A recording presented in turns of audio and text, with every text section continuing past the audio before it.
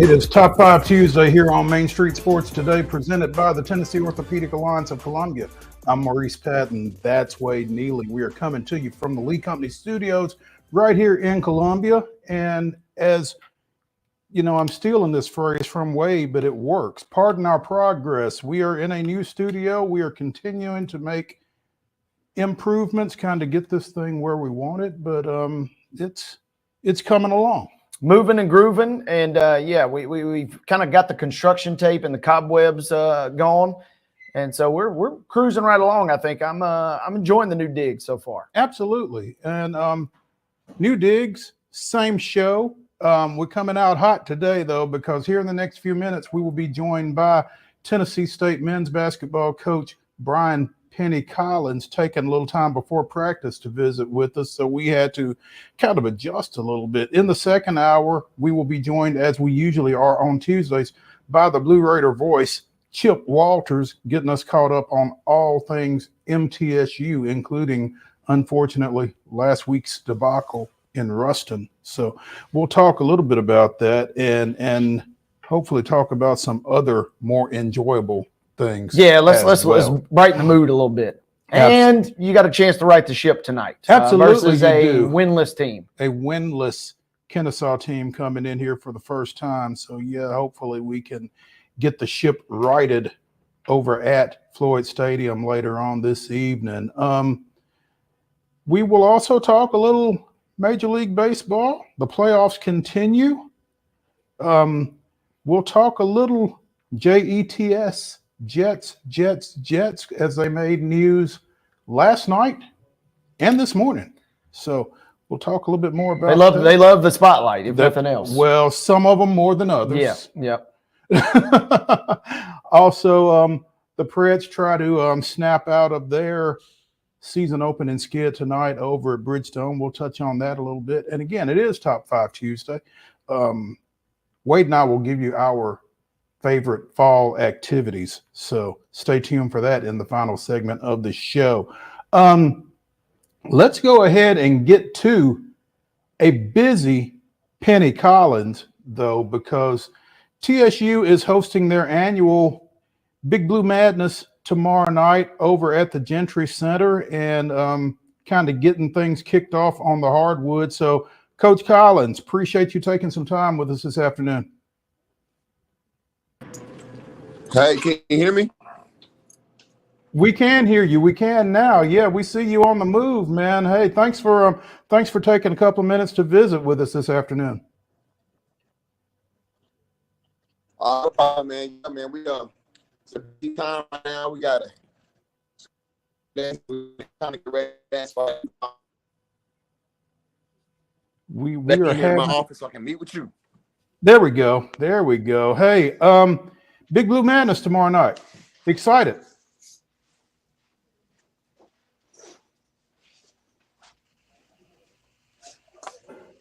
Maybe.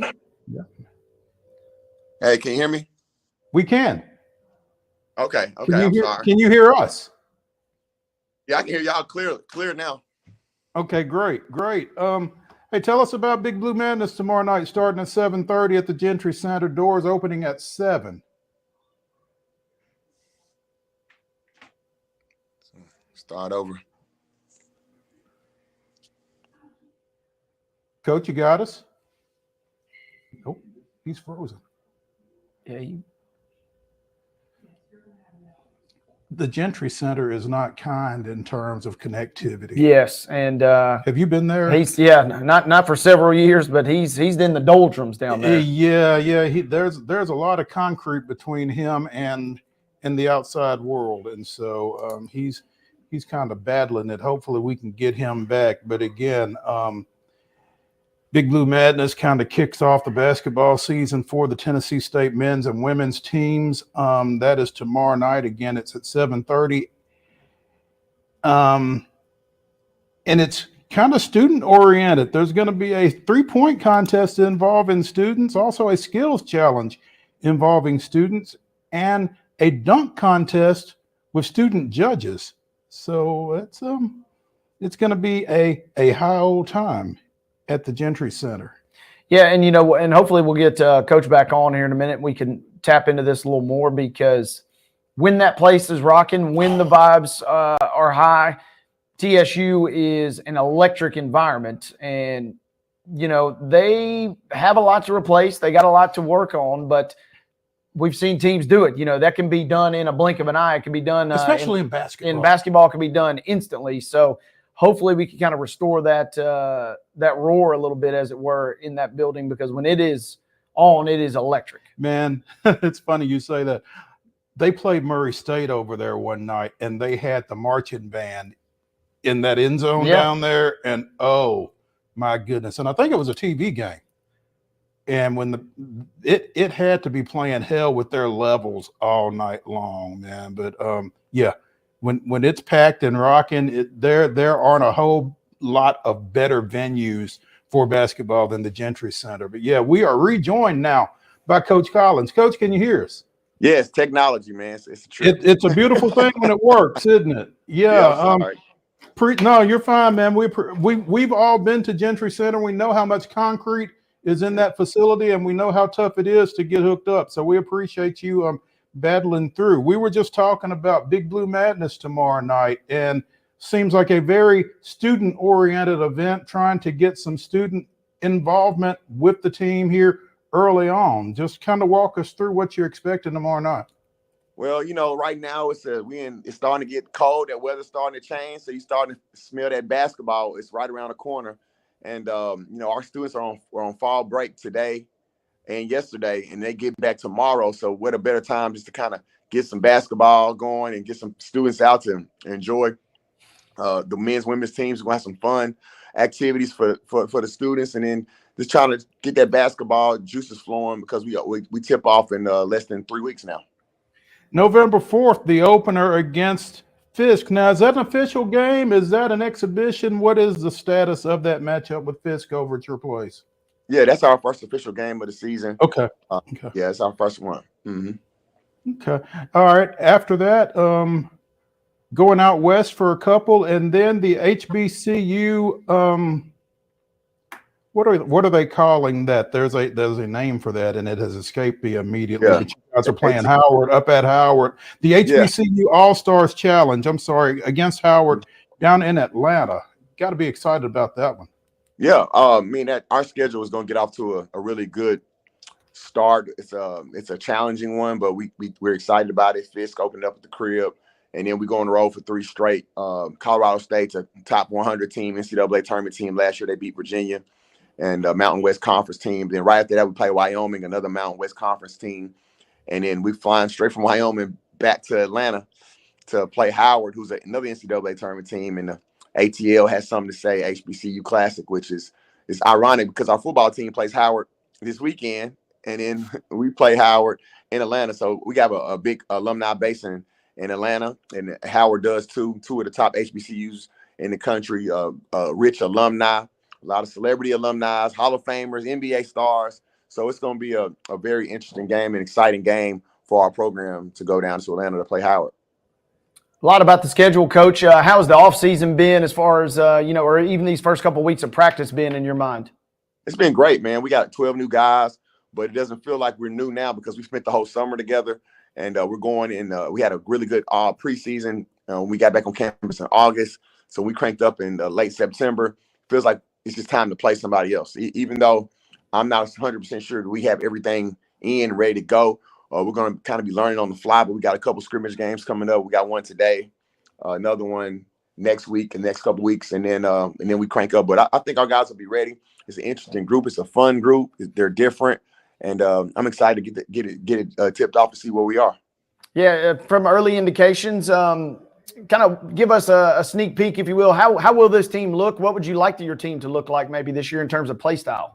Yeah, I think we can go a lot deeper. We got a deeper team this year. We can play 11 or 12 guys. Well, we want to play fast. We want to play tough physical man-to-man defense. And on offense, we want to play in space and try to get a good shot down every time down the floor. The biggest difference in our team this year is that we're longer. We got longer wings. We got 6'7", 2 guards, 6'6" wings, 6'7" wings. And at the 4 last year, we kind of played a little smaller with like 6'5", 6'4" guards, basically playing 4 guards and 1 big. But this year, we have legitimate 6'6", 4-man, 6'7", 6'8", 6'9". We got a 7-footer from MTSU. We got a 6'10" freshman who's going to play. I mean, we just got a lot more size this year, compared to last year. You look at our team and, you might look on the floor and see 3 guys under 6'2" on the floor. This year, that won't happen at all. Like, we literally, my starting 2 guard might end up being 6'7", and my backup 2 guard is 6'6". Like, that's how big and physical we are. And, that should help us, this year, especially on the defensive end of the ball, being able to switch things and make it difficult for teams. Our length is going to be what makes us look different this year compared to the years in the past. Yeah, a lot of length, it sounds like. Mm-hmm. And that was kind of on purpose. We kind of recruited that way on purpose. We wanted a team that could, move around and play different styles and be able, when we sub, it wasn't that big of a drop off in size and height difference. Penny, with that said, and you said you kind of recruited to that, having to rebuild your roster after all of the movement since the end of last season, did that kind of play in your favor just in terms of rebuilding, retooling, and being able to just go out and address some specific needs that you perceived? Yeah, I think so. I mean, to me, a lot of people are all stressed out about it and concerned about it, and it's not fun to people. But to me, it's fun. It's fun going out and putting a new team together and getting new guys and trying to put those puzzle pieces together. Obviously, you want continuity, but we're in a different world of college sports right now where there's not any teams that have a lot of returners back. I mean, I watched UConn play yesterday. They lost all 5 starters, 4 of them to the NBA. In the OVC, only one team has 2 starters back. Everybody else has 1 or none. And it's the same thing with Belmont. I mean, they got a whole new starting 5. Every Vanderbilt. I mean, you look around the country, nobody has the same team. So I look forward to it. It's fun. You get a chance to kind of put your team together and feel how you want to fill out the guys' personalities. But at the end of the day, there's nothing better than like continuity and knowing what you got and knowing who's going to be there and guys that have been in the program. But I like to think my JUCO background really helps me with this. It helps to be able to really move, really comfortable in this environment because I've been around this. I've done this. I put teams together 1 year, 2 years, and won, and still won with 1 and 2 year guys. So it's fun. It's exciting. It's a different world, and you got to adapt. You have to adapt to the different environment that we're in now. Mm-hmm. Penny Collins, men's basketball coach at Tennessee State University, joining us here on Main Street Sports today, presented by the Tennessee Orthopedic Alliance of Columbia. Penny, the OVC's coaches poll hasn't come out yet for the preseason. I'm not sure when Basketball Media Day is for the conference, but the Blue Ribbon Yearbook has your Tigers 7th out of 11 OVC teams, got Little Rock, Moorhead, and Western Illinois at the top. How do you feel like this league stacks up this time around? I think our league is really good. It's talented from top to bottom. You got the newbies in Southern Indiana, Lindenwood, who have nicer facilities than anybody in the league. They got great coaches. The new team, Western Illinois, they came in right away and had instant success, winning 20 games. Moorhead State and Little Rock were kind of the top dogs. UT Martin had a great year as well. A lot of new coaches, a whole lot of new players. It's going to be an interesting league. And, I'll put our league up against any mid-major league.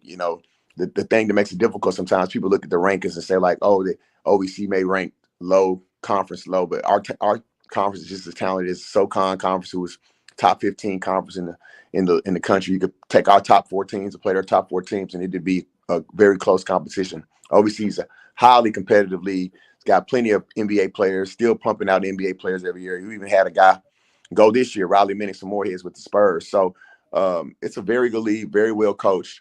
The OVC Media Day starts tomorrow, so the poll will come out tomorrow, and you'll see us picked anywhere from towards the top to towards the bottom, but nobody knows. It's like you're just guessing. Everybody's just guessing, and the people that are at the top, like Little Rock's like number 1 in everybody's list right now. But the only reason why they're number 1 is because they got 2 guys back. So you got to be like, all right, they got 2 guys back. We know those 2 guys are really good. If they have any kind of good recruiting class, we got to put them towards the top. So nobody knows. And, I think at this point, everybody, the cream will rise to the top, and we will be there when it's all said and done. Tennessee State, our team with this that we have this year, will be in the mix, and we're trying to go win it all. I'm curious, evaluating your own team, Coach, how long will it take you to know kind of what you got? Do you already have a pretty good idea, or will it take a couple games, a couple weeks, or how does that process go for you as a coach? You never can put a number on it. You know, sometimes you know what you have right away. I've seen teams that I didn't think were ready, and we end up being 28-2. You know, then I've seen other teams it might take all the way to midway through conference play. I'm hoping that's not the case with this team. But any basketball coach or any sports coach will tell you, you don't know what you got till you get hit in the mouth. So everything may be good. If we go out and we beat Fisk, we go out to Colorado State. If we beat them, whatever, that's cool. But when somebody gets up on us and we're down and out, and if we go through some turbulence, or when things get not going good for us, that's when we'll know who we are. You know, I'll know what we have at that point. So I'm hoping we don't have to have a whole lot of turbulence for me to find out who we are. But I do like this group, and it's been a really, really resilient group through the preseason. We made it really hard on them in some days. So we're just trying to figure out who we are. But I can't tell you how many games or when it will be. But I'm hoping it's sooner than later. Penny Collins, coach at Tennessee State. Coach, who's a name we need to know? Because you do have a bunch of new guys. Yes, that's a great question, man. You know, I would start with Canute Wood, my only returner. He's been here with me for 3 years. I think he's really grown this summer. He's took a leadership role. Him and Justice Jackson were named captains of our team. Justice Jackson is coming over from UT Martin, where he won a regular season championship last year and averaged about 7 points a game. But he's going to be asked to do a whole lot more this year on our team. He's going to be, be in a different role. Some guys that surprise you, Aaron Nkrumah. He's a 6'7" guard from Worcester in Division III school. He was the D3 Player of the Year in his conference 2 years in a row. And he was first team All-American as well in Division III. And he took his team to the NCAA tournament. So, a guy like that who you look at him coming from a Division III level, you don't really know what he's capable of, but he can flat out play. In the same breath is Deuce Harper, a 6'6" guard from Clayton State. He averaged 17 points a game last year at Clayton State. He's super athletic, can shoot the cover out the ball. These are some guys that are coming from lower levels. They're coming up to the Division I level to prove who they are, and we're expecting those guys to come in and play right away. Brandon Weston. I'm sorry. Go ahead. A name that some folks around here may be familiar with from his play a little bit down the road, down I-24. What are your expectations for Josh Ogundele? Oh, man. He's had days where he could be the most dominant player in the conference, and then there's other days where he's just, this is new for him because we expect him to play. He's been hurt his entire career. At Iowa, he was a big-time recruit coming out. He could have went anywhere in the country, and he chose Iowa, played with Luke Garza, National Player of the Year. Then he went to MTSU, where he's like, all right, this is my opportunity to play, and he plays amazing. If you look at his box scores,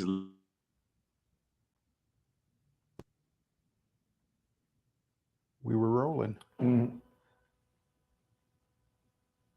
And it sounds like that's a guy that could be a fun piece, if nothing else. If it obviously pans out the way the coach is hoping, be fantastic. I think we get Coach back in here. Absolutely. 6'11", 300 in the OVC. Yeah. Somebody called my phone. I tried to press side button on it, but it just But Josh didn't play at MTSU. He got hurt. If you look at his last couple box score games, he played amazing. He had some really good games. So now he's healthy, and he's somebody that could be a force for us. I mean, a really, really important piece for our team this year. Absolutely. Coach, we appreciate you taking some time. I know you got practice here at the bottom of the hour, so we're going to let you grab the whistle and get out on the floor. But thanks for taking some time with us. Again, Big Blue Madness tomorrow night, 7:30 over at the Gentry Center. Be sure and go check that out. Be sure and go check out the Tigers. And, Coach, we'll catch up with you. All right. Thank you so much for having me. And definitely come over and see us. It's a free event, family fun. It's exciting times to TSU. Get a little precursor before our season opener on November 4th. Thanks for having me, fellas. Thank you. Thank you, Coach. Let's go ahead and get to a break here on Main Street Sports Today, presented by the Tennessee Orthopedic Alliance of Columbia. When we come back to the Lee Company studios here in Columbia, we will kind of start from the top, so to speak. So stay tuned after this.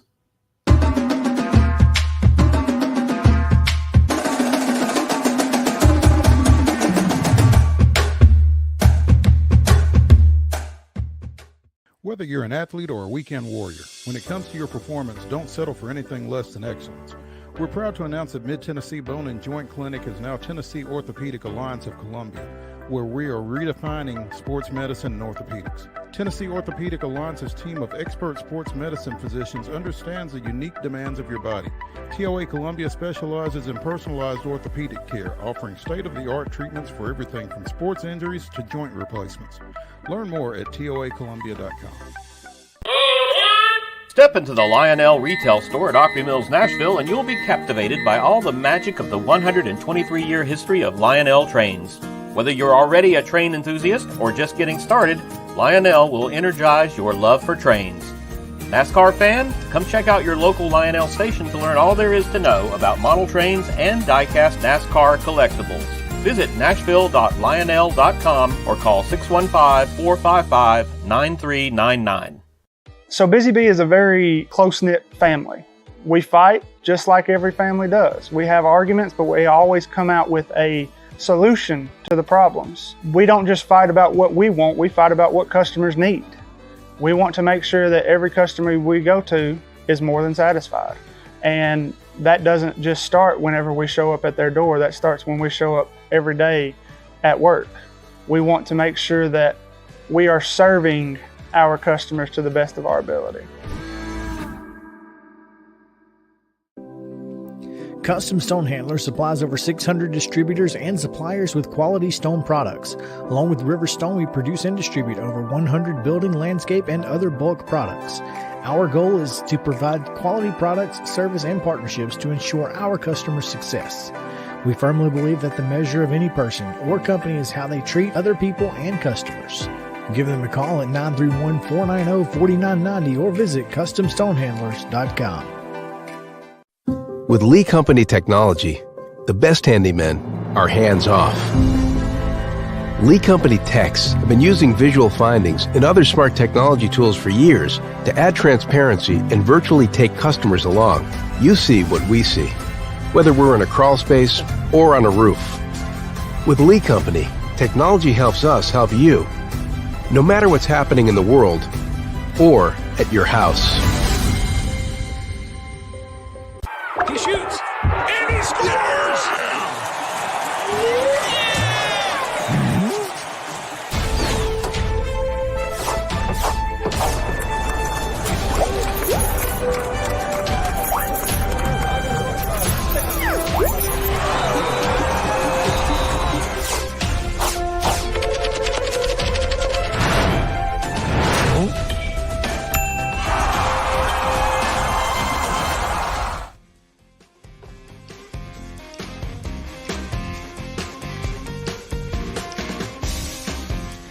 Welcome back to Main Street Sports Today and Top 5 Tuesday here, presented by the Tennessee Orthopedic Alliance of Columbia. I'm Maurice Patton.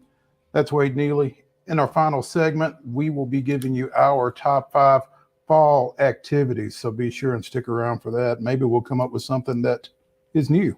Feels like fall outside. It most definitely feels like fall. This is very topical, this week's Top 5 Tuesday. Again, we opened the show with a visit from Tennessee State men's basketball coach Brian Collins. Really appreciate him taking the time to get us in ahead of his practice this afternoon. But let's now kind of flex back into yesterday's results and today's schedule on the rundown. This is the Rundown. To the rundown we go. High school football from last night in Nashville. Good. Let me stop you real quick. Do we know anything about why these two teams were playing on Monday? Don't know to the extent why it was played on a Monday, but I think Republic, when they forfeited, both these teams lost a game, and ergo they decided to play one. Presumably Monday is the only day they could sneak one in. Have to look a little more on their schedule to see if I'm assuming also maybe they're not on fall break. I can tell you that, but maybe they had bye weeks previously scheduled. That's wild. CPA played a Monday game a couple of weeks ago coming out of Hurricane Helene. They played Grace Christian out of Franklin and then played on Friday. I wonder if either of these teams has games scheduled this week. Anyway, The way it looks, first of all, the score. yeah. The score from last night, a great ball game. Was keeping tabs on it on socials, and it was a Donnybrook between Liberty Creek and Stratford. Liberty Creek wins it 28-21. Now, going into your schedule, I can tell you guys that Liberty Creek was supposed to play Republic this Friday. This coming Friday? This coming Friday. Okay. And as it stands right now, Stratford is still scheduled, unless something has changed or does change, to visit Maplewood. So props to Stratford, if nothing else, for getting that one. They were supposed to play Republic on September 26th. So they were short a game. They didn't play Friday, did they? Can you tell? They were off this past Friday. Okay. Yeah, Metro was on fall break, so they were off Friday. Okay. Sneak in a game on Monday, and then turn around and play Maplewood on Friday. Ooh. And again, yeah, your final last night, heck of an effort, but Stratford does fall. Liberty Creek wins it 28-21. A wild little Monday night football showdown there. Yeah. Volleyball action from last night as we get closer and closer towards state tournament action. Clarksville picks up a 3-0 win versus Rossview. Rossview in an earlier match, I assume, had defeated Clarksville Northwest 3-0. Summertown on top of Huntington 3-0. Loretto then beat Summertown 3-1. Loretto also had a win 3-0 versus Madison Academic Magnet. Clarksville, I mentioned earlier, with their win over Rossview, they also defeated West Creek 3-0. So a lot of region tournaments either wrapped up completely last night or will wrap up in the next day or so. NBA action preseason, the Grizzlies dunked their way to a 120-116 win over the Pacers in a good contest. As we opened the show, we told you that the Bills did knock off the Jets Monday Night Football, NFL style, and it was 23-20 favoring the Bills there. Couple of MLB games from yesterday. The Mets defeated the Dodgers. That was in game 2. Jumped on them early and held on late. It was 7-3 in that final there. And then the Yankees took care of the Guardians, game 1 of the ALCS. 5-2 was the final score. Today's volleyball schedule, more postseason action. Starting here in a couple of minutes, Cookville and Blackman are matching up.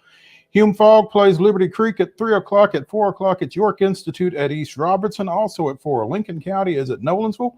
Lebanon goes to Riverdale at 4:30. Murfreesboro Central hosts Stone Memorial at 4:30. At 5, White House takes on Valor Collegiate. At 5:30, Bledsoe County is at Eagleville. Also, Brentwood takes on Lawrence County at 5:30. Games that we don't have start times for include St. Agnes at Christ Presbyterian, Lawson at Green Hill, and Brentwood Academy at Knoxville Webb. Region soccer girls action this evening gets underway at 4:45 when Republic travels to Lead Academy. 6 p.m. kickoffs now. Huntington on the road at Cheatham County. It'll be Fairview at Chester County. Culleoka will play host to Huntland tonight. Again, a Coverage 6 of that kickoff. one later at MainStreetMurray.com. Jackpot. Gallatin will be at Hillsboro at 6 p.m. Cannon County is at Liberty Creek tonight. White House Heritage visiting Smith County. Harpeth on the road at Westview. It'll be Franklin at Lincoln County, which kicks off at 6:30. Also at 6:30, White House will be at Valor Collegiate. Into 7 o'clock kickoffs as John Overton visits Hendersonville. STEM Academy will be at Merrill Hyde. Columbia visiting Page this evening. Lebanon at Siegel. MLK will be at Station Camp. And Oakland travels to Stewart's Creek. These games will take place tonight, but we don't have start times listed. So check a source close to these programs, including Richland at Cascade. I want to say that one is set for 6, but I can't swear by it. Clarksville is at Dixon County. University of School of Nashville is at Grace Christian Knoxville. Henry County on the road tonight at Rossview. McNairy Central is at Sycamore. And closing out girls soccer action tonight, Providence Christian is at USJ. Game 2 of the American League Championship Series, Cleveland at Yankee Stadium taking on the Yankees. That is a 6:38 first pitch. You can see it on TBS. College football, as we mentioned earlier, Kennesaw State goes to Floyd Stadium over in Murfreesboro, taking on the Blue Raiders. Kickoff is at 7 o'clock. You can see it on CBS Sports Network. We'll be talking in the second hour with Chip Walters a little bit about that one. Also at 7 o'clock tonight, you can see it on Valley Sports South. The Kraken will be released at Bridgestone Arena against the Nashville Predators. Preds looking for their first victory of the season. Ladies and gentlemen, that is your rundown.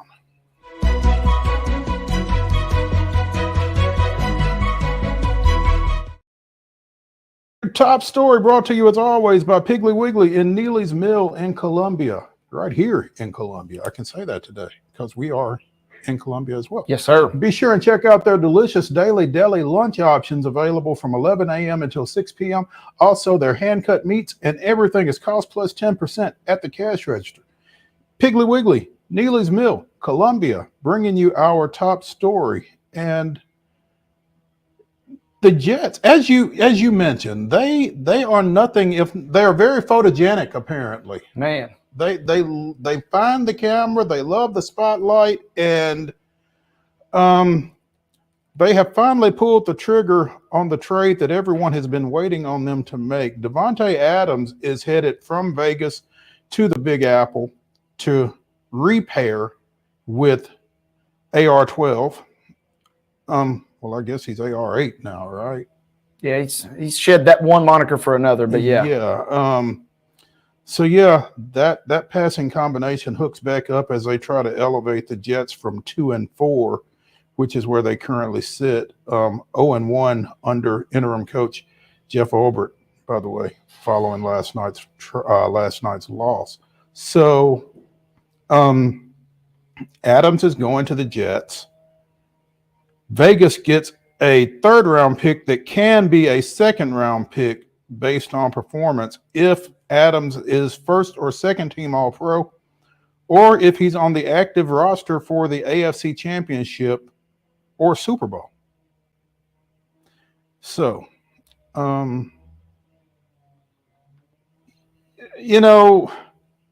Rodgers reacted quite heatedly at any intimation that he had anything to do with Robert Saleh's dismissal. Mm-hmm. But it seems like he's getting a lot that he wants in New York. Yeah, you would assume that they're more willing to make this trade with Rodgers as the quarterback than maybe anybody else. Zach Wilson ain't probably getting this move made. So it does feel like that for sure. And this is going to be an interesting link up because on one hand, last night's loss really was a tough loss, and more on that later. But this is refreshing, though, to see them. They're not very good at the moment in terms of record, but this is their window. Their window is with Rodgers, and they're going all in. And so I respect the fact that they're going all in. They'd already kind of made some moves. They're kind of mortgaging the future, like we saw a couple years ago with the Rams, which paid off, obviously, in their Super Bowl. But man, this is a big price to pay if it doesn't work out. But I like the fact they're at least going for it. They're going to go down swinging.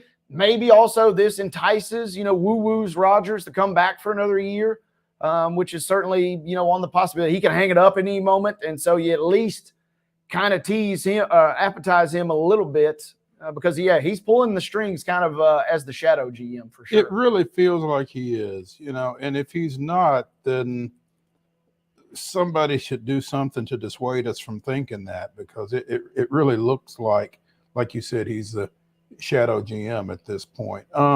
You mentioned yesterday when we were talking about this game that you needed a big game out of Breece Hall, and it kind of looked like you got that to some degree. Got it to some degree, but man, there were a couple plays.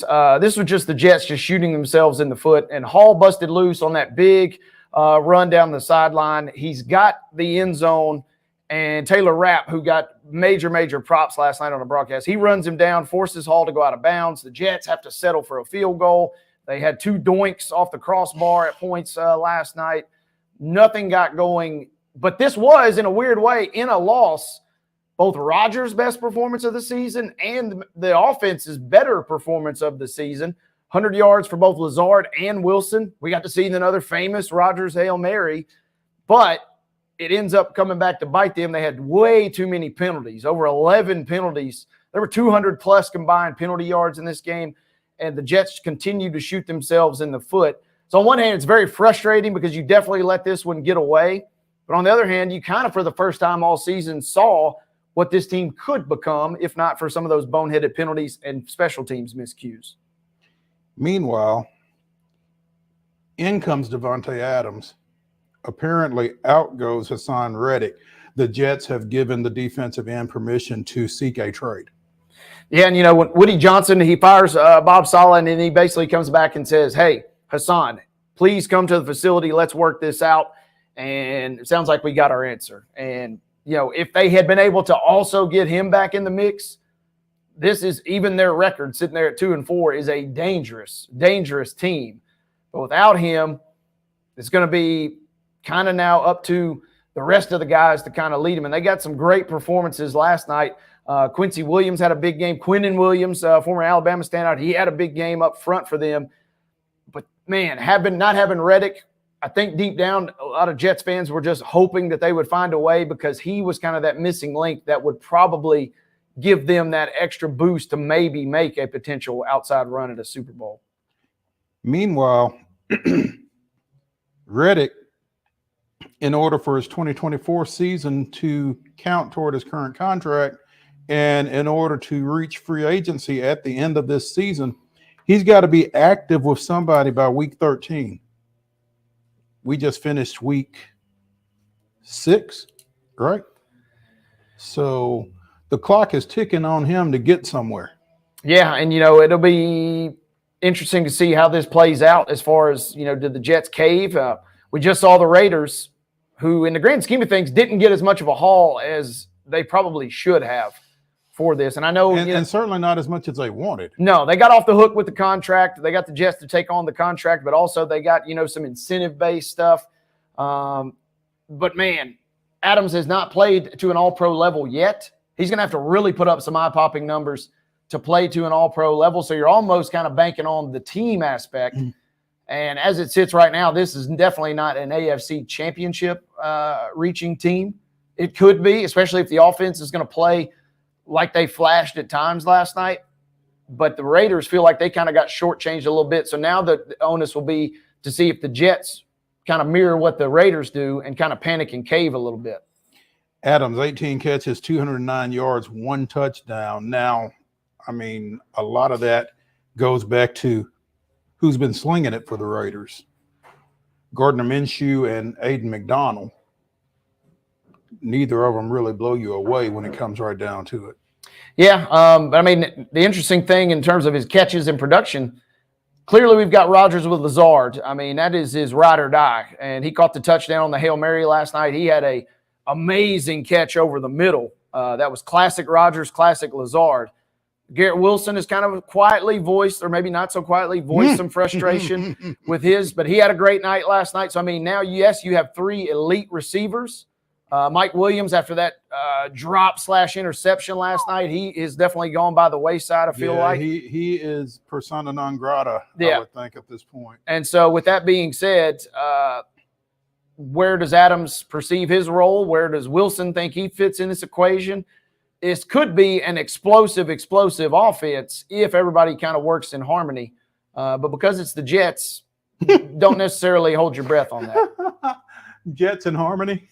Not good. This again, I think it's an attempt to go all in on this year, but it's also, woo-woo one last time at Rodgers to maybe come back next year or, in a wild universe, maybe even 2 years, when he's 40, closer to 45 than he is 40 at that point. So it'll be interesting to see, but I give him props for at least going all in because this is your window, right? You're not going to get you already have kind of mortgaged a little bit of your future in the next couple of seasons in terms of draft capital with some of your moves you've already made. So we might as well push all the chips in the pot and just see what happens. The Patriots are down in that division.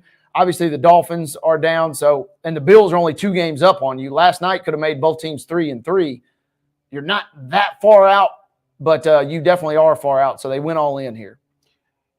In their last 4 seasons in Green Bay, Adams averaged 119 catches, more than 1,400 yards, and 14.5 touchdown catches.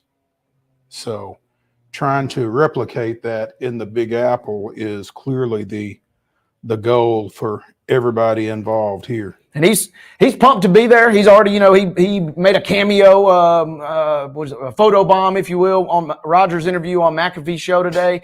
So Adams is already excited to be there. And he's already there. So, I mean, the fact that, it's a day after a deflating loss, at least you get Adams back on board. And the Jets, again, we've talked about it earlier on the show. They had a wild start to the season, playing the 49ers on the road, coming quickly to Nashville, and then playing the Patriots on a Thursday night, and then going over to London. Their first 4 games they played in something crazy like 25 days or a very tight window. Schedule does get a touch easier. You got to go to the Steelers for NBC Sunday Night Football next week, but you get the Patriots, presumably a win, even though it's on the road. And then you get teams like the Cardinals, the Colts, the Seahawks at home. The schedule does get a little lighter for them, but they have to strike while the iron's hot. And I saw a stat earlier today, Mo. Only one team in the Super Bowl era has ever made the playoffs with an interim coach. That was the Raiders a couple years ago. They're going to look to try and make rarefied air by squeezing into the playoffs this year. There we go. Let's take a break here from the Lee Company studios on Main Street Sports Today, presented by the Tennessee Orthopedic Alliance of Columbia. When we return, talk a little baseball. Stay tuned after the break.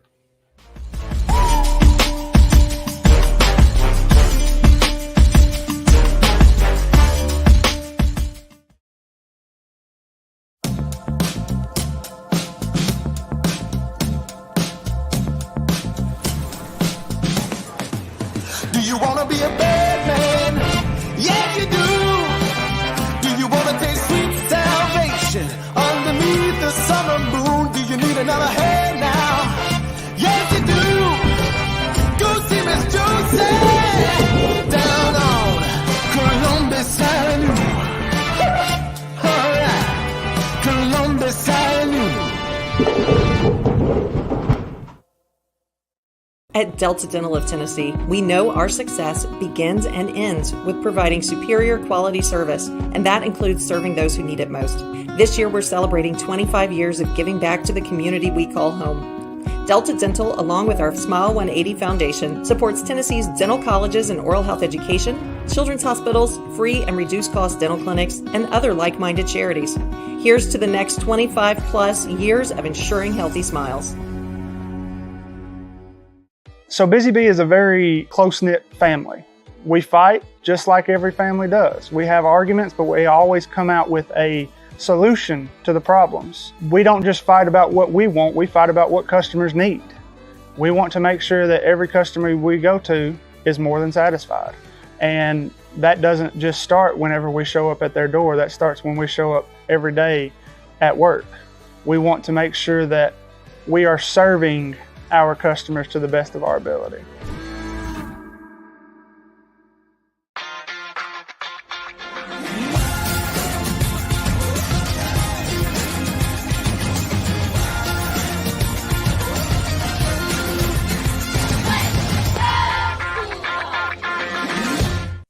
With Lee Company technology, the best handymen are hands-off.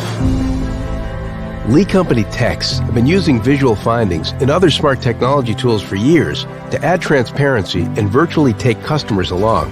You see what we see, whether we're in a crawl space or on a roof. With Lee Company, technology helps us help you, no matter what's happening in the world or at your house.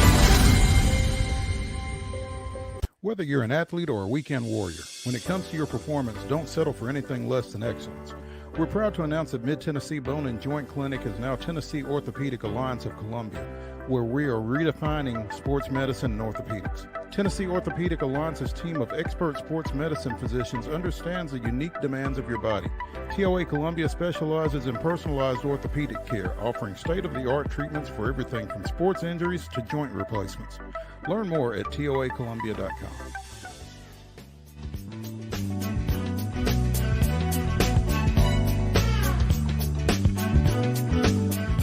Top 5 Tuesday continues here on Main Street Sports Today, presented by the Tennessee Orthopedic Alliance of Columbia. I'm Maurice Patton, along with Wade Neely. Major League Baseball Championship Series continued in one case yesterday and started in another as the Mets evened up the National League Series at 1 apiece with that 7-3 win out in LA over the Dodgers, and the Yankees got out to a 1-0 start with a 5-2 win at home against Cleveland. Giancarlo Stanton with a big home run in that one. And stop us if you've heard that before, because that happened on more than one occasion here in this postseason. Stanton, as I don't know, impotent maybe, as he was during the regular season, seems to have found another gear here in the postseason. Yeah, and he took it to a new level. And there was a pitch and a ball he hit earlier in the game that looked like it was getting out of there, and everybody stands up, and you're thinking, oh man, he just cranked a bomb. And it was one of those fake outs where it was just a casual can of corn out there. So then later he steps up and says, hey, I'm the 21st century Mr. October here, because he absolutely lifted them to a big win. And it felt like for the Yankees, that was good and settling. I know it was 5-2. It wasn't as if they, blew out the Guardians. But the fact you get Soto going, the fact you get Stanton kind of rolling around, that is a good start for them in that ALCS matchup. Yeah, and much needed for them, because Aaron Judge has kind of been under fire here over the course of this postseason. I'm not sure exactly what his numbers are, but folks are not impressed. People are talking. Yeah, and he got up early, first inning. The Yankees get a couple of guys on, and then Judge doesn't produce, and it kind of is building toward that narrative. And kind of like as we'll get into with Ohtani, he hasn't been up to that level just yet. The good news is that's why that depth is important, and Stanton's kind of holding down the fort. Big 7th inning blast, and I mentioned Soto obviously has kind of been the steady hand.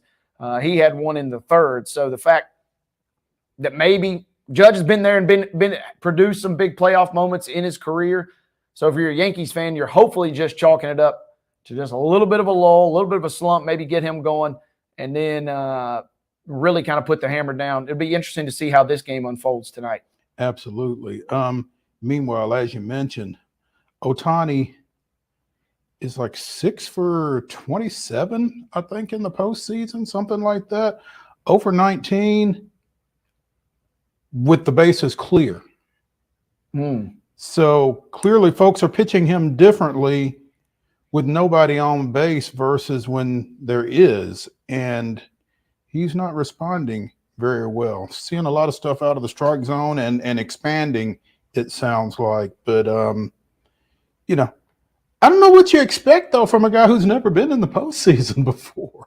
Well, I mean, that's to the point. I mean, you cannot bank on one player, no matter how good they are, generational talent or not, to single-handedly carry you every single night. And, he did strike out a couple of times again last night. Mm-hmm. That is the interesting thing, is he's had multiple games. He's only had one game in this whole postseason where he has not struck out twice. One game all postseason that he hasn't struck out at all.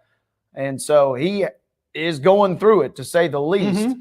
Had a good opening night like a lot of the Dodgers did. But by and large, they were a little off outside of a short little rally in the 6th when it looked like they might really crack the game back open in their favor. They struggled. And Sean Manaea did a great job on the mound for the Mets, which is crazy because this guy – saw this number earlier. In 11 starts versus the Dodgers entering last night, he had a 7.09 ERA. 11 appearances, 8 of those were starts. Mm-hmm. But he was solid last night. Like I said, ran into a little trouble, but by and large held down the fort, and the Mets did not met. They held on to the lead. They got up 6-0, and they tried. Gave up one in the 5th, and then the 6th really almost came unraveling for them. But they got a key insurance run in the 9th and held on for the 7-3 win. Yeah. I think magnifying Ohtani's struggles is, he is at the top of the order. And when the bases are empty, that's when they need him to get on. He did draw 2 walks last night. And he got on in that regard. But yes, it would be nice to see him, set the tone, maybe knock an extra base hit or 2 there. And then certainly you'd like to see those numbers continue to be strong when you have runners in scoring position. But yeah, the Mets got what they wanted. They got blown out in game 1, got their pants pulled down a little bit, but they got a big win, and now they're going back to the Big Apple.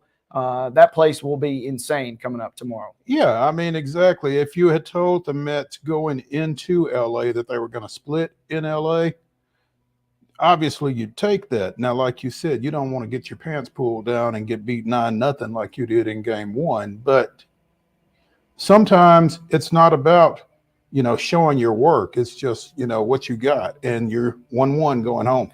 Going home 1-1, and you kind of ruined the aura that the Dodgers had in terms of their pitching, which we had talked about. Lindor got that underway with the leadoff homer yesterday. So you've kind of took away that mystique a little bit.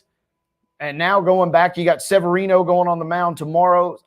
The Mets, I'm not going to say they're now a favorite to win this series necessarily, but they certainly got what they wanted, I think, out of those first two games, especially considering how game one went. Yeah.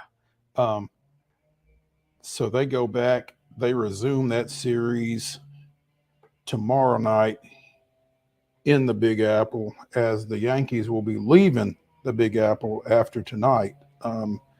Game two again, 6:38 first pitch for this one.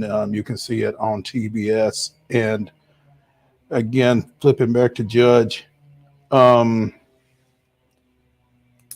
the divisional series against Kansas City, Judge hit 154 with 5 strikeouts and 13 ABs. Has the highest strikeout rate in MLB postseason history. And this isn't just, a new thing for him. Over his career, he's hitting 207 in October, 288 during the regular season. Yeah, like I said earlier, he's had a couple moments of brilliance, but yeah, those numbers are what those numbers are. And it has not been as consistent. You're hoping – he seems like he's very streaky too, right? I mean, all it takes – is 1-3 to go through the net, and Judge is all of a sudden off to the races. So you certainly got to be careful, but it's kind of a thing. And yeah, if somehow the Yankees do drop a game, and then especially if they drop 1 or 2 in Cleveland, and he doesn't perform well, we see how quickly even the biggest of stars are not infallible to the New York media and the New York fan base. Absolutely.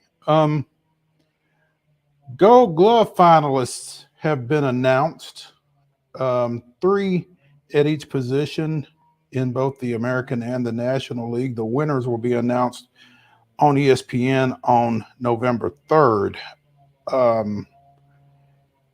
Alex Bregman among the finalists at third base in the American League. Jake Myers in center field, and come on, scroll bar, work with me here. And Mauricio Dubon as a utility player for the Astros are among the finalists. Good to see them get a little love. Obviously would forego that as a fan if they were still playing. But, hey, a little extra shine for the guys, which could be the final award of Bregman's Astros career, depending on how this offseason goes. You hope that's not the case, but that's certainly a possibility. Part of it, yeah. Yeah.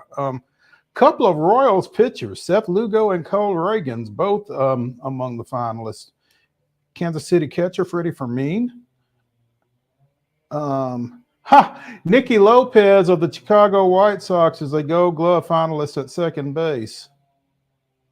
That probably had a lot of opportunities to field hard hit balls. Hard hit balls, absolutely. In the National League, Chris Sale and Matt Olson are finalists at pitcher and at first base, respectively. They are the 2 Braves finalists. Milwaukee Brewers second baseman and former Nashville Sound Bryce Terang is a finalist. Along with Frelick. And Blake Perkins. The Brewers well represented. Again, same deal. Man, they would have wished their season had gone a little bit longer because they had another special year, and these guys were certainly a part of it. A couple of former Vandy boys, Mike Yastrzemski of the San Francisco Giants and Dansby Swanson of the Chicago Cubs, are finalists in right field and at shortstop, respectively. It's pretty cool. Again, winners will be announced on November 3rd during an ESPN telecast, so you can look out for that. Apparently, I didn't realize that this was necessarily noteworthy or newsworthy, but the Philadelphia Phillies have extended the contract of manager Rob Thompson and will retain his coaching staff despite NLDS exit versus Mets. More than we can say for some teams in that division, who sometimes will let award winners go. So yeah, at least an extension. Good rate. I mean, that's what's wild about baseball, right? Is it comes down to 2 or 3 games, 1 game in some cases, in the playoffs, and that's kind of how the public perception kind of gets judged a lot of times. So they undoubtedly would love to still be playing, but I didn't. I would not have known that otherwise. That was kind of a quiet slip in there. Yeah, I guess I just didn't realize that there was a question as to whether or not he would be back, but apparently there was. I'm sure if you polled, maybe say 3 Phillies fans, 3 would probably argue to the other angle of that. But there's a reason the execs make the decision, not the Philly fans, I suppose. Yeah. Meanwhile, and we didn't get to talk about this because combination of people being out and no shows and that kind of thing. But the Braves parted ways with hitting coach Kevin Seitzer late last week. And, I think the proof was kind of in the pudding on that when the Braves, while they had a number of injuries to deal with, didn't really come close to matching their offensive output from last year. And situational hitting was a bit of a shortcoming in a number of occasions over the course of the season. It'll be interesting to see what direction they go in to replace him. But Kevin Seitzer, who had been there for 10 years, I didn't realize it had been that long. But they will have a new hitting coach in 2025, and it will not be Chipper Jones, by the way. So, yeah, you let a 10-year vet go. I mean, the numbers are what they are, but yeah, you're going to have to make a key replacement to that staff. Absolutely. And, it's interesting.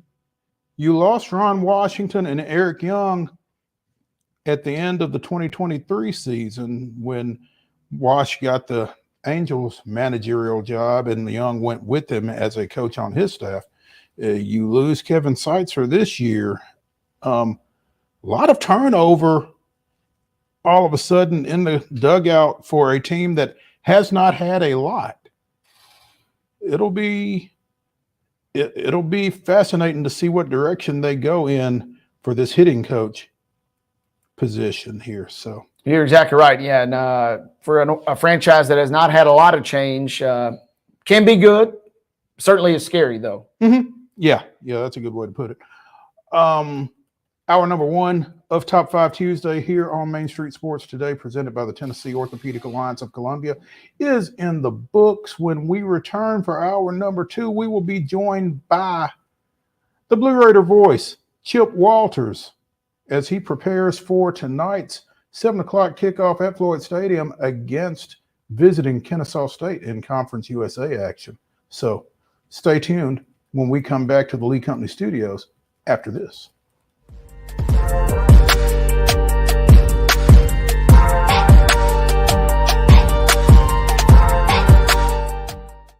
Hi, I'm Dr. Vilay Saisuka, CEO and founder of Premier Foot and Ankle Centers of Tennessee here in Murfreesboro. We offer foot and ankle care from ingrown toenails to diabetic foot wounds. We also fix ankle fractures and things like that. Call us today to schedule an appointment. We look forward to seeing you. Because here at Premier Foot and Ankle, we believe that the journey begins with happy feet. Whether you're an athlete or a weekend warrior, when it comes to your performance, don't settle for anything less than excellence. We're proud to announce that Mid-Tennessee Bone and Joint Clinic is now Tennessee Orthopedic Alliance of Columbia, where we are redefining sports medicine and orthopedics. Tennessee Orthopedic Alliance's team of expert sports medicine physicians understands the unique demands of your body. TOA Columbia specializes in personalized orthopedic care, offering state-of-the-art treatments for everything from sports injuries to joint replacements. Learn more at toacolumbia.com. With Lee Company technology, the best handymen are hands-off. Lee Company techs have been using visual findings and other smart technology tools for years to add transparency and virtually take customers along. You see what we see, whether we're in a crawl space or on a roof. With Lee Company, technology helps us help you, no matter what's happening in the world or at your house. Jones & Lang Sporting Goods here in Columbia has been outfitting teams, officials, and anybody else from T-ball to college for 50 plus years. Be sure and check them out at 931-388-8060 or online at jonesandlang.com. Jones & Lang Sporting Goods, the look of a winner. Zion Christian Academy, zioneagles.org or 931-388-5731. You can schedule your appointment. Go tour their campus. It is beautiful over there, and you're definitely going to want to see it. Again, it's zioneagles.org. Give them a call, 931-388-5731, and schedule your tour today. So, you want to be a part of the Busy Bee team, huh? Well, how do you see yourself fitting into the organization? Oh, I get it. You want to be a weather bee.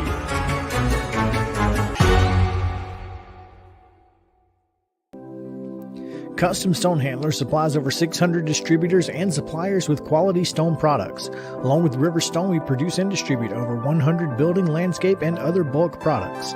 Our goal is to provide quality products, service, and partnerships to ensure our customers' success. We firmly believe that the measure of any person or company is how they treat other people and customers. Give them a call at 931-490-4990 or visit CustomStonehandlers.com. Piggly Wiggly, located in Neely's Mill Shopping Center, is Columbia's locally owned and operated Cost Plus 10 grocery store dedicated to serving the community with low prices and smiling faces. Piggly Wiggly offers fresh, hand-cut meats daily as well as daily hot plate lunches from their deli counter. You're certain to see smiling faces and a helping hand when you're here at Piggly Wiggly. Come by and check out our fresh produce, high-quality meats, and more. Down home, down the street, we'll see you at the Pig.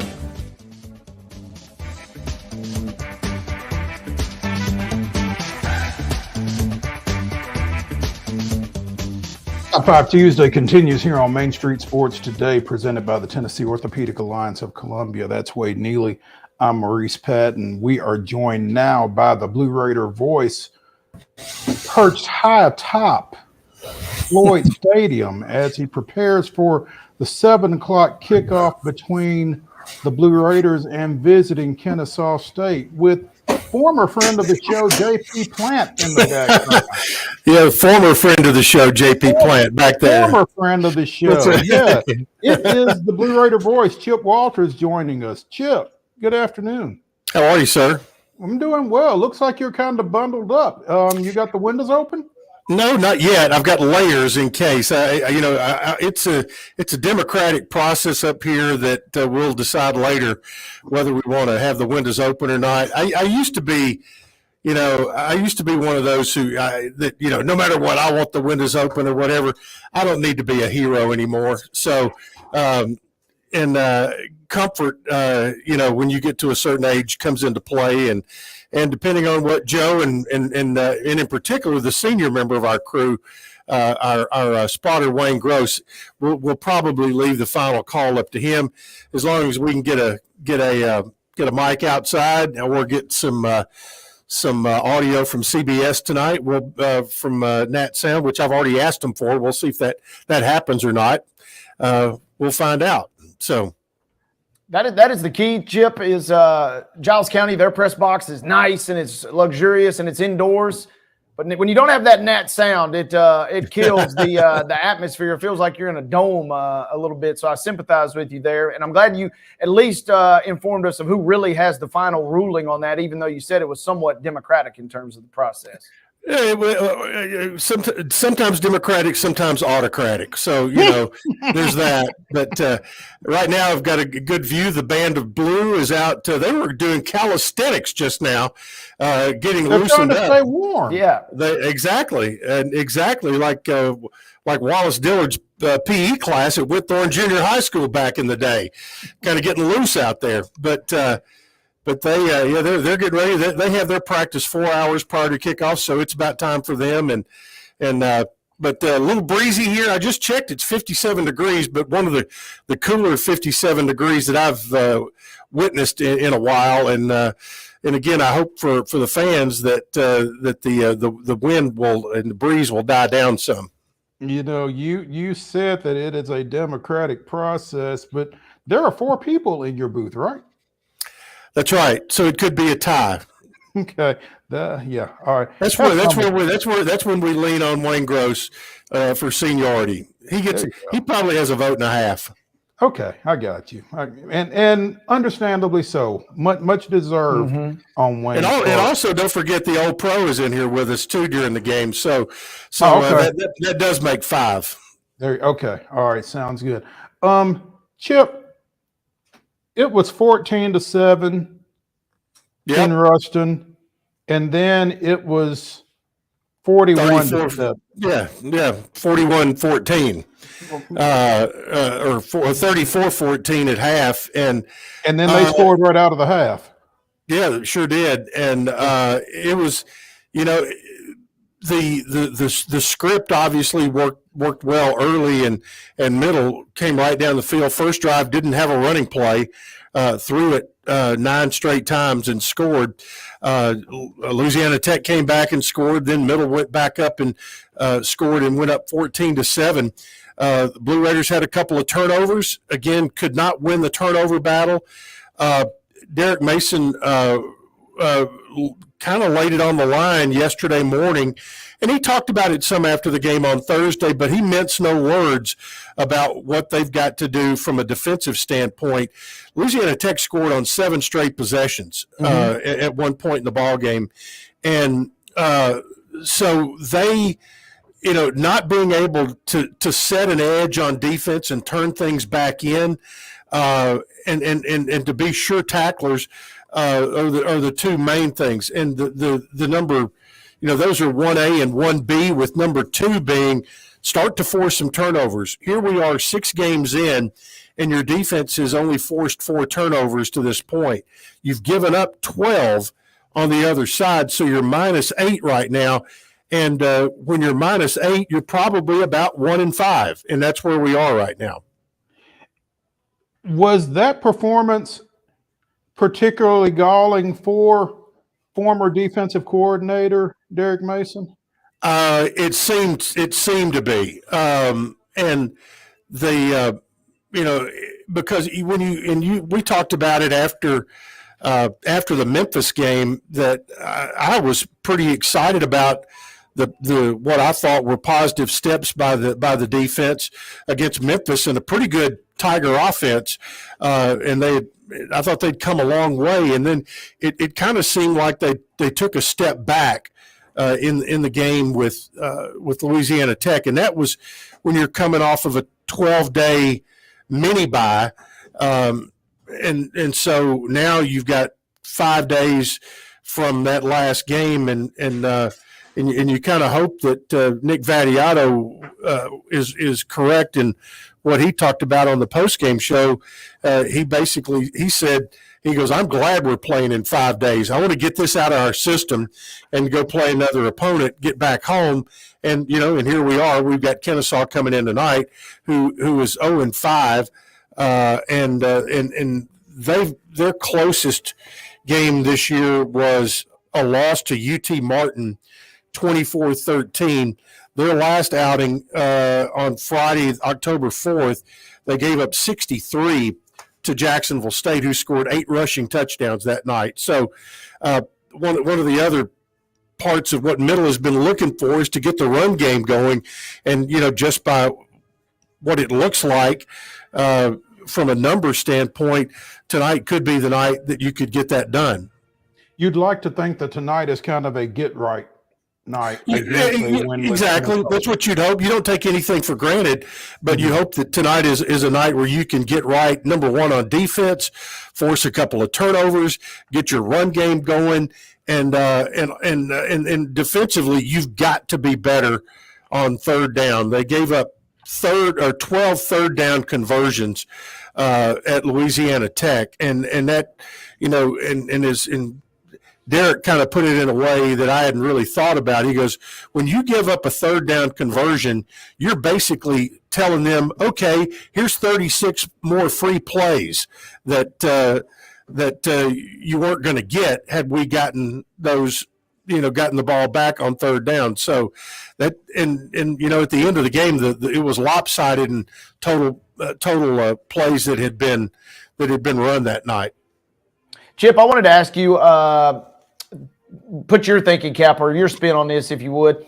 Having been in the league and obviously been with Middle for so long, you've seen some teams that have made this jump up to this level. I'm curious, they are winless, but where does Kennesaw rank, you think, maybe in terms of where they feel like they are and where they need to be or want to be making this move?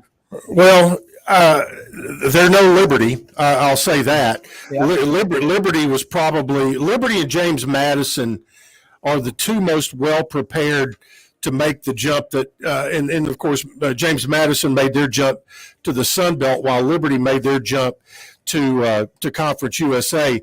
They've been the two most prepared. I would say mid-pack to lower mid-pack. I would, and I'm just trying to think around the league. I'm trying to think if FIU and Kennesaw probably would be pretty similar. And when you look at their schools, they're very similar as well, as far as, huge enrollment, but, 80% of it's online, things like that. I mean, Kennesaw's got 47,000 students. And FIU has like 50,000. But, I think FAU was more prepared than FIU was. And you look where else, UAB was a unique situation, but they had done the work. Western was very prepared, and I think Middle was very prepared. And you look that in that, 20 plus year, 24 years, or this is the 25th year of being a 1A program, and you've been to 10 bowl games. So it seems like the Middle was fairly well prepared in that. Arkansas State was a perennial 1AA power. Marshall was a perennial 1AA power. Kennesaw's been good. They've had three double-digit win seasons since they started football. But it is a different animal when you step up. And fortunately for them, they scheduled, I think, pretty well to make the move.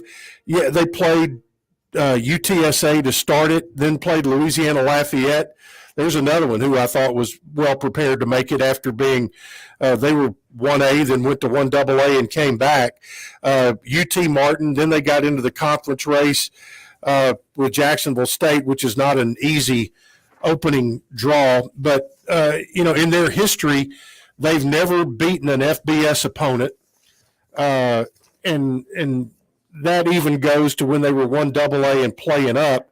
And also it would be they've not won a game as an FBS program. So I think when you put all that together, they have not had the resources that behind them that a lot of places have had, in particular, the latest move ups like what we're seeing with James Madison and Liberty. And I think when you look at the two schools that come in next year, I think they're going to be farther ahead next year than Liberty is right now. And that's Missouri State and Delaware. And Delaware has a ton of resources because it is the University of a state. They are the land grant institution, and they've got a lot of things that some other people don't necessarily have. And Missouri State is just a well-run operation there in Springfield, and they have kind of their own little kingdom there in the southwest corner of the state. It feels like, Chip, that football-wise, Kennesaw State would be pretty well placed right there outside of Atlanta. Georgia is really a talent-rich state. You'd feel like they'd be able to do some damage as a school in that area. Well, I think you're right. And I think as time moves forward, you're going to see Kennesaw and Georgia State, I think, are going to be battling to kind of be that next level program, who is going to be the go-to for Georgia players who are looking to get more playing time? Who is going to be the go-to program for Georgia Tech players that are looking for more playing time? And just when you think about where they're located, those two schools, but you also throw in Jacksonville State and Troy, who are just right over the line in Alabama. There's enough competition there, but they have a lot of resources at their disposal by being in the Metro Atlanta area, just like you said. Chip Walters, the Blue Raider voice, joining us here on Main Street Sports today, presented by the Tennessee Orthopedic Alliance of Columbia. Again, the Blue Raiders kick off at 7 o'clock against Kennesaw State at Floyd Stadium. You can see it on CBS Sports Network. You can hear it on the Blue Raider Network. And some people like to sync up the telecast and the radio broadcast. I don't have the patience for it, so I probably just listen to the radio. But football isn't the only thing going on campus today. That's correct, right? Matter of fact, here in about 15 minutes or so, Rick Ensel's women's basketball team is going to have an open practice and a meet and greet for fans. That's at 3:30, and our pal, that's where our pal Joe Fisher will get to have his first public taste of being the new voice of the Lady Raiders, and so that's coming up. Men's basketball had a private scrimmage last Friday night, I think, in Knoxville against East Tennessee. They at Thompson Bowling Arena. Second year in a row that Middle and ETSU have met there. That's a good scrimmage. I mean, Coach Insel it's interesting. Yesterday we had a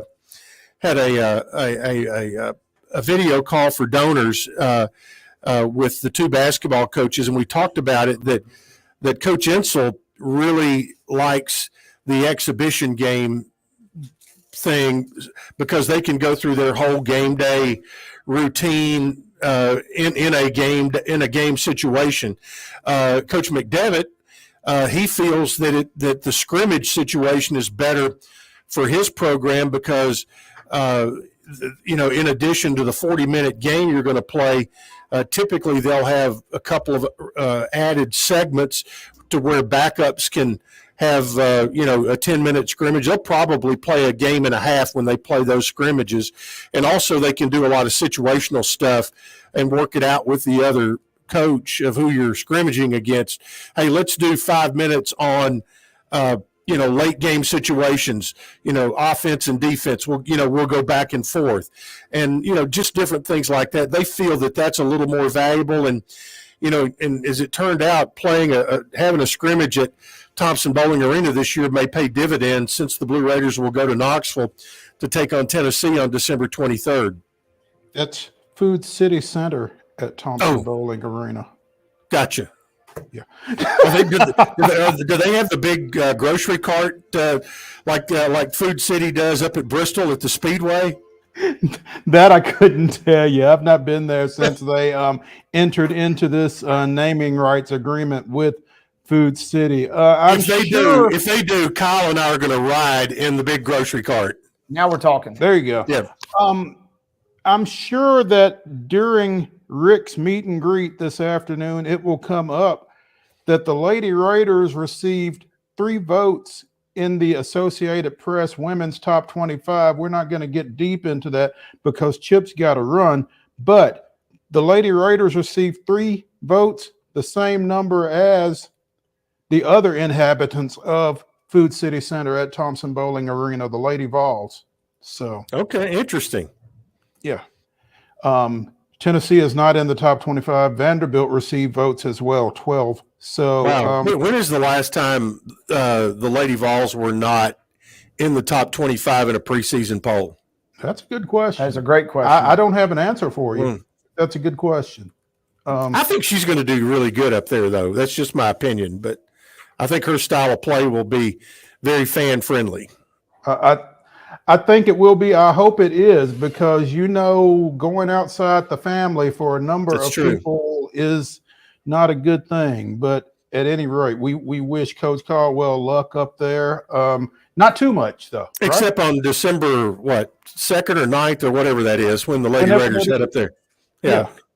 Hey, Chip, real quick, I wanted to sneak in a quick shout out. How about our boy Aston Roden, the Lady Raiders soccer program? They've won 3 in a row, including a big win versus Western over the weekend. That's right. They find themselves in first place in Conference USA going into this week, and Aston's Army has been playing well, and want to wish them all the very best. And volleyball has had a good weekend as well. They swept Jacksonville State over the weekend, so those sports have come along. Men's tennis won the ITA doubles regional and will be in the ITA national draw, which happens in November.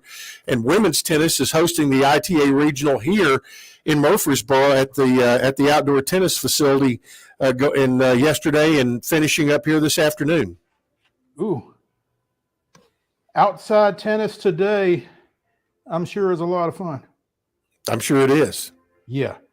Chip Walters, the Blue Raider voice, joining us here on Main Street Sports Today, presented by the Tennessee Orthopedic Alliance of Columbia. Again, you can hear Chip here in a few hours. Tell them where, Chip, as you go. 95.1 totally hits Nashville, 93.3 totally hits Murfreesboro, and also the WGNS family of signals. But the best place to catch us streaming will be on GoBlueRaiders.com, WGNSradio.com, or if you've downloaded the MTSU Athletics app, which is a super app to have. It's got all kinds of stuff.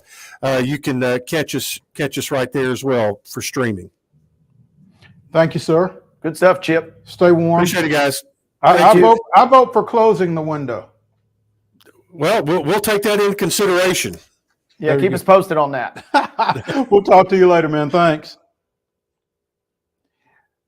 When we return to the Lee Company studios here on Main Street Sports Today, presented by the Tennessee Orthopedic Alliance of Columbia, it's time for the grab bag because we got plenty to get to. So stay tuned after this.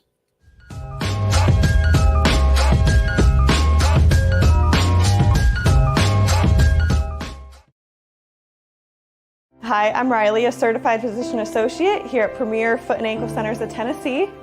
We have a couple locations, Murfreesboro, McMinnville, as well as Franklin. We treat people of all ages. We're excited to get you back on your feet and hope we can help you today. Call us today to schedule an appointment. We look forward to seeing you. Because here at Premier Foot and Ankle, we believe that the journey begins with happy feet. He shoots, and he scores!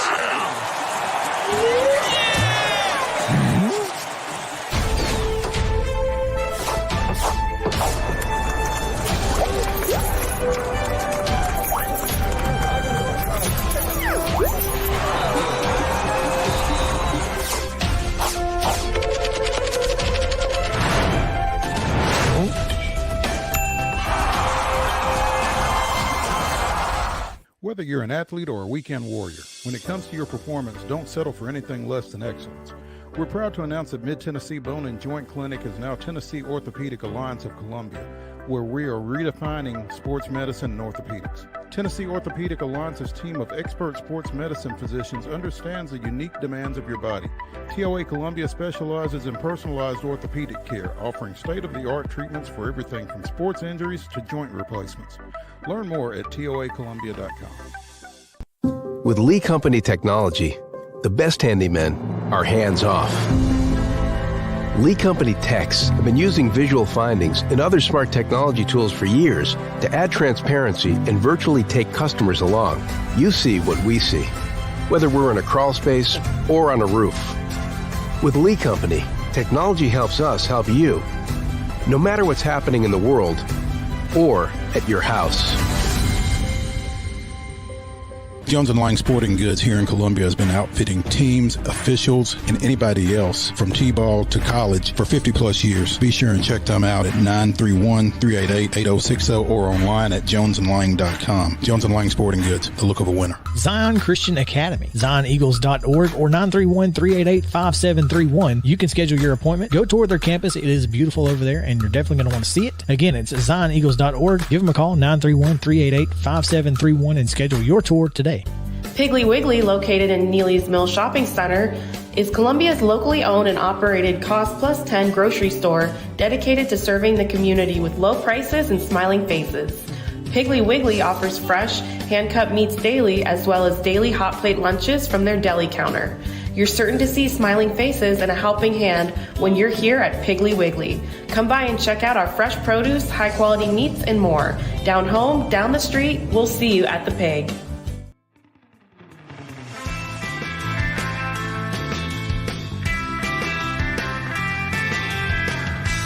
Top 5 Tuesday continues here on Main Street Sports Today, presented by the Tennessee Orthopedic Alliance of Columbia. In our final segment, Wade and I will give you our top 5 fall activities because it's certainly feeling like fall out there. And, this may be it for a while. It may actually be fall. It is going to warm up later this week, which is nice, but we won't get back to what we were. High of 79 over the weekend. It's going to go down in the 30s. It is October 15th. Yeah. Cover. I mean, you're borderline. You got to cover the flowers up tonight. I mean, it's going to go down to 33 tonight and 32 tomorrow. But yeah, like I said, it'll warm back up the next couple of days. But yeah, those 80s and 90s outside of that fluky one-off, I feel like are probably done. Yeah. Again, top 5 fall activities to close out the show. Right now, it's the grab bag. And Wade, we talked yesterday about the AP men's basketball preseason poll, and we were a little surprised that two-time defending champion UConn wasn't at the top, or didn't really know where to expect them, but didn't expect them to be 3. No such issues on the women's side, where South Carolina is with 27 of 30 first place votes, your prohibitive number 1 in the preseason. Yeah, kind of not a surprise. It feels, we talked yesterday that the men's basketball poll seems like they kind of they'll just edge toward the talent over the pedigree. But we also just talked about, Penny told us, UConn losing all of their squad. It's different on the women's side, but it also helps when you got as much historical kind of firepower that Dawn Staley has kind of produced with that program. And so kind of not shocking. You got UConn and Southern Cal, which could be the real wild card. USC could be this year, kind of knocking on the door with Juju Watkins. So not necessarily a surprise. And the only real question will be, how many potential losses, if any, does South Carolina have this year? Goodness gracious. It's tough to visualize somebody beating them, to be honest. But like you said, UConn, the number 2 team with Paige Booker's coming back from injury. Southern Cal, which okay, now this says Pacific 12 women. I think maybe the Associated Press did not get the memo that Southern Cal and UCLA are both in the Big Ten this year. But Southern Cal with Juju Watkins and with a couple of transfers, they are number 3. Texas at 4, UCLA at 5. That's wild that the 2 newest teams in the Big Ten are both top 5 teams this time around. To find a traditional Big Ten team, you have to go down to Ohio State at number 14, by the way. So yeah, same deal with Texas, right? They're in the top 5 as a newcomer in the SEC, and we see Oregon has kind of been taking names in the Big Ten in their first year of football. So yeah, USC and UCLA, a chance to test the waters. And again, like I mentioned, they're going to be the fun new chic team that everybody's going to be kind of tuning in to must-see TV, I think, most nights with sophomore Juju Watkins rolling in there. Yeah, without question. that'll be certainly worth keeping an eye on as the action heats up. We mentioned the Preds hosting the Kraken tonight, 7 o'clock at Bridgestone. UC Soros was in goal Saturday night, not Scott Wedgwood. Didn't seem to matter, and I guess if you don't score, it really doesn't matter who the goalie is. Dropped a 3-0 decision at Detroit on Saturday night, so the Preds 0-2, trying to pick up a victory tonight against the visiting Kraken. Yeah, it'd be nice to see them. We've discussed that, it's probably going to take them a little while to find their footing, at least in terms of offensive play. You'd still like to see a little more sign of life. They're got a -4 goal differential already to start this year. Maybe get a chance. Seattle's, they've won one game, which is obviously one more than the Preds have. So hopefully can knock that off. The other big NHL headline, if you thought that Utah, the new squad, was going to go undefeated, I'm sorry to burst everybody's bubble. They lost. They were one of the last few undefeateds, but they suffered their first loss yesterday. So the 82-0 merch will have to be put away for now because they took their first L. But yeah, the Preds are going to be okay. I think they'll be fine. And I think as much expectations have been heaped upon them, kind of my feel on this is don't be shocked if they finish third or fourth, maybe even still in the West. And then if they have success, it's in a playoff run. I don't think this is a team that is necessarily going to come out and win the President's Trophy by any stretch, which the most diehard Preds would maybe say is in the realm of possibility. I kind of think they'll land somewhere in that 2 to 5 range. 5 maybe being the floor, 2 being the ceiling in that sense. And then, the rest of it will just come down, as it always does, to how well they do in the postseason. And I think that's a fair expectation because, again, when you bring this many new folks in, getting them all on the same page, looking at y'all Titans, is not the easiest thing to do. Well, bringing them in, and then this was a team that, if not for that crazy streak in February last year, would not have even been close to the playoffs. So, I mean, they kind of were punching above their weight as is. So it was a little off to maybe just assume they're going to waltz their way to a Western Conference championship this year. They're going to have to really battle, and they're in a loaded division. The Stars and the Jets are both still undefeated. I mentioned Utah. Arizona was really bad last year, but Utah inherited that roster. So they're not a pure expansion team, so they're going to be serviceable and have gotten off to a good start. And teams like the Blues and the Wild in the mix as well. Preds will be okay. The Avs are also 0-3, and they, have been historically these last 4 or 5 seasons a really powerful squad in the West. The Oilers are also 0-3. So the Preds, are not the only ones that are kind of struggling to get off on the winning note thus far. And it's early. Yeah. Still early. You got 79 more games after tonight to make sure you get everything squared away. So 80-2 is still in play. 80-2 is still in play. And again, the Kraken come to town tonight. Been squirrely. I got to see them in person last year. A fun game at Bridgestone. A lot of goals scored. They are, for a newer expansion team, I think 3rd season at this point, they're a little scrappy, but you would hope that you get back and get right this evening. There we go. We had Teresa Walker on last Friday talking a little Titans, a little Predators, and she also mentioned that she was covering the meetings on Thursday in Nashville between Big Ten and Southeastern Conference officials regarding, trying to get on the same page as the preeminent power conferences in college athletics. One thing that seems to have come out of that is that the 2 conferences are working on a scheduling agreement, kind of a year-long SEC Big Ten challenge like we've seen in basketball, I guess. So could face off in a series of such games. Teams from the 2 strongest conferences would play as many as 12 to 16 challenge games, similar to the non-conference blockbuster matchups in major college basketball. Yeah, and this was a meeting of the mafia, basically. These are the 2 big dogs, and these are the 2 big dogs that are trying to one day be the only big dogs. They really are. They're wanting to have their own Super League, and so they are collabing. And like I said, it was a meeting. If you weren't invited to this meeting, then you ain't part of the equation going forward. So could be kind of cool. It is neat to see. And, I mean, this is just a way to kind of slip that into your subconscious a little bit. Oh, yeah, the Big Ten and SEC, they're going to play each other every year.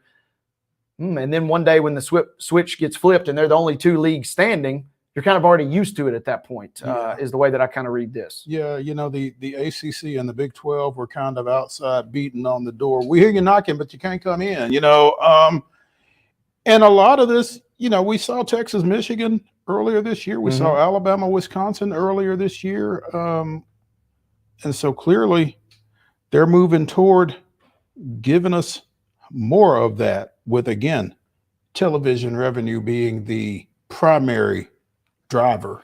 Yeah, and the other thing is, as revenue sharing kicks in for the student athletes beginning next year, you got to have, if you're these leagues and you're these schools, you want to have the biggest pot available because you don't want to pay them.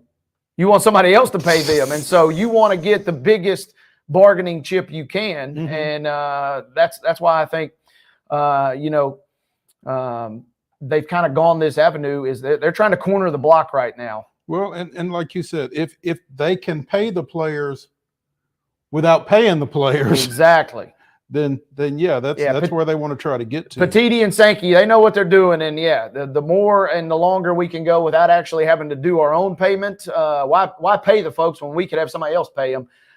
Negotiating bigger rights. I mean, selling a SEC Big Ten game is a big marketing tool, and so that game alone, those non-conference games alone, you're just slowly just slipping it in to the subconscious. Nobody's really tuning in to a Big Ten MAC showdown. Nobody's really tuning into an SEC Sun Belt showdown. I mean, they are trying to get their most bang for their buck and, again, pay the players without actually having to pay it themselves. And I guess with the college football playoff, the 12-team college football playoff in place, this type situation is a lot more amenable to the coaches in both the Big Ten and the SEC, because otherwise it would be, you mean you want me to play the meat grinder of a conference schedule that we have to play, and then you want me to go play one of those guys too and try to play for a national championship? No, thank you.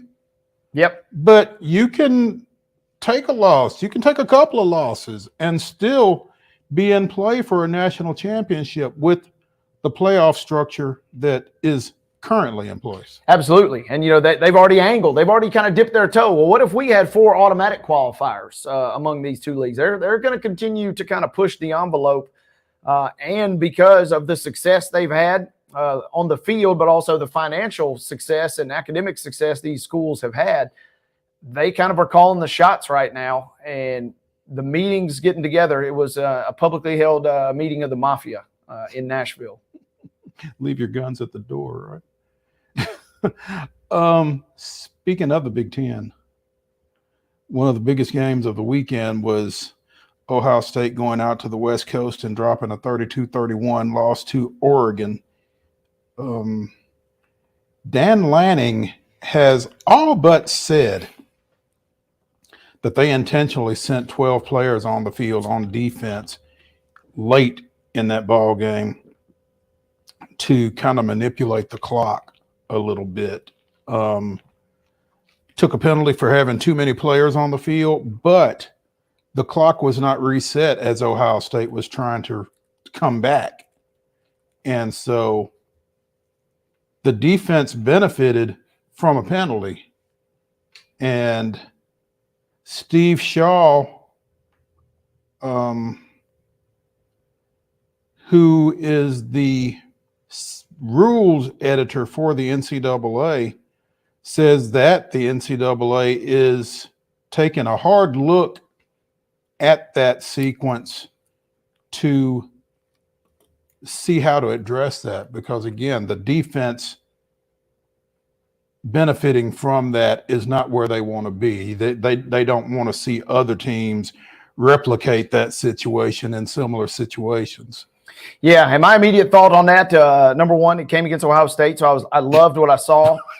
Dave was furious. The enemy of my enemy is my friend. Absolutely. Right? And I was watching that, and I was loving, because you could kind of already tell where that was going. My other thought was Buddy Ryan, rest in peace, was smiling up above, because it was kind of a throwback to that Polish defense where he would just line up near the goal line and run 14, 15 guys on the field with 20 seconds or whatever on the clock just to make you keep snapping the ball until finally they're down to just one play, and you'll take your chances with one play.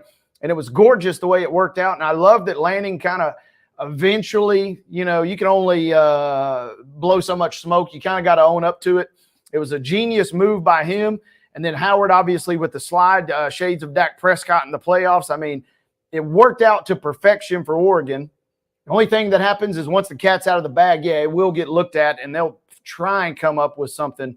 So not a great surprise that they may try and do this because it was so impactful on a high-stakes game. Yeah, it's looking like it may become a fool me once, shame on you type thing. It seems as if going forward, putting the time back on the clock will be in play. Nothing definite as of yet, but if this does not get addressed during the season, it's almost a certainty that it will get addressed after the season. Or at least give the option, right, to the opposing coach. How do you want to approach this? As it's currently is constructed, you kind of just have to take the penalty or the clock. I mean, the clock loss is kind of there no matter what. So stroke of genius from Lanning. Epic game, one of the games of the year, and the fact that it ended the way that it did was kind of poetic justice for this Michigan fan sitting here. That was awesome. We've talked about Cam Rising at various points on this show. He is out for the remainder of the season for Utah with multiple injuries. Freshman Isaac Wilson is now the Utes QB1 until further notice, according to Kyle Whittingham. And any future developments concerning Rising's collegiate eligibility will be addressed at a later date. Rising could conceivably be eligible for an 8th season at the collegiate level. Missed time with a lacerated finger on his right hand, his throwing hand. Sustained a lower leg injury against Arizona State, a game in which he threw 3 picks. At what point do you, as the school, say, Cam, we thank you for your service, but it's time that we move on and it's time that you move on? I mean, when a guy is no more available to you than he is, he's almost stunning the growth of the other quarterbacks on your roster, is he not? Yeah, and I think we might have finally reached that point. And looking at his career, I had forgotten. That's been so long. I mean, it was many moons ago when he starts at Texas and then transfers to Utah. He's only played 30 career games. 30 career games. When he has been available, when he's been healthy, he's been a lot of fun. He's been very prolific for Utah, but it kind of feels like he might have run his course. And so when he gets that, if he gets that 8th year, the question will be who bids on his services, because presumably somebody, if he comes back healthy, he can be a major impact player. And it will be fascinating to see what the transfer portal and what the bids come in for the QBs next year, because if he gets that, he could be the ultimate 1-year plug and play guy. And the cool thing is for him, finally, NFL draft stock, I mean, he's, I think, a 6th or 7th round pick from some projections that I've read. So that is kind of almost off the radar. With that being said, hey, let it ride for one last season and let's see where you end up and let's see what can happen. But it does feel like the end of the road in Utah. Should Cam Rising come back to play collegiately in 2025, he would be 26 years old when the season starts. He can go to the store for a lot of underage folks for sure. And, we've seen older players. I think MTSU's got a 7th-year player on their squad after transferring from Vanderbilt. I mean, it's not out of the realm of possibility, but yeah, talk about milking it. He's living every man's dream right now, stay in college as long as possible. And so for that, I commend Mr. Rising. Last year, when he was sidelined, Bryson Barnes got some starts at quarterback for Utah. Also, Nate Johnson got some starts for Utah. That is Vanderbilt backup Nate Johnson, who started as a true freshman at Utah before transferring in over the offseason to, as it stands, play behind Diego Pavia. So, again, I just don't know what the benefit is if you are Utah of bringing him back, given his injury history. Yeah, and the fact that and we've seen this weird, shuffle in terms of the injury report and his availability or unavailability, but the fact it kind of just feels like Whittingham, as we're not seeing quite as much of a ducking and dodging and disguising this year. So to me, it almost feels like kind of he's over it a little bit at this point. They got Isaac Wilson, who's played pretty well as his backup, and it seems like it's his show to run for at least the rest of this season. Couldn't blame him if he is over it. And like I said, the question will be, is he go? Where does he end up? Who's it? Dart, I believe, is probably gone from Ole Miss. I mean, does somebody like that bid for his services? Michigan could certainly use a quarterback. I mean, he will end up somewhere if he is healthy and if he is available for sure. Well, the thing, and if he gets the waiver, obviously. Yeah, the thing is, even if he gets there healthy, it doesn't mean he's going to stay healthy. I mean, you're taking a little bit of a dice roll, that is for sure. Maybe it's a team that has a QB already on the roster, kind of like a Texas almost, with the Arch and the Ewers situation, where you're like, okay, we'll bring in a starter level backup and just see what happens. And let them battle it out. Yeah, maybe. I mean, you could maybe win the job, but just know that you could lose. It's not safe. I mean, Florida with Mertz and Lagway. I mean, there are fits for him, and he will get bid on pretty well. Is the question of, to your point, can he stay healthy? Because the answer has really not been yes. It has not. Is Doug Peterson going to get fired? Yes. Is he going to get fired before the end of the season? Likely. It looks like that way. And, the joke is the only reason he didn't get fired this week is because they play again in London as well. And Khan didn't want to fire him and then fly him back to the United States only to have to hire a new coach and fly him out to London. So business class ain't cheap, so that it feels like the end of the road for Peterson in Jacksonville. Like we mentioned yesterday on the show, the Titans have been bad, but lo and behold, they are not the worst team in the league. Or lo and behold, they're not even the worst team in the division. And it feels like Peterson is not long for this world. It's crazy. This guy won a Super Bowl. And that's going to be the wild thing when we go back and look at history. A Peterson-Foles combo won a Super Bowl versus the Patriots. I mean, and that is going to be one of the ultimate head scratchers, I think, in the history books of the NFL when we go back in about 10 years. So when he gets back from London is when you feel like it happens. Well, who do they play this week? Because, I mean, you can't. It's the Patriots, I believe, right? Ooh.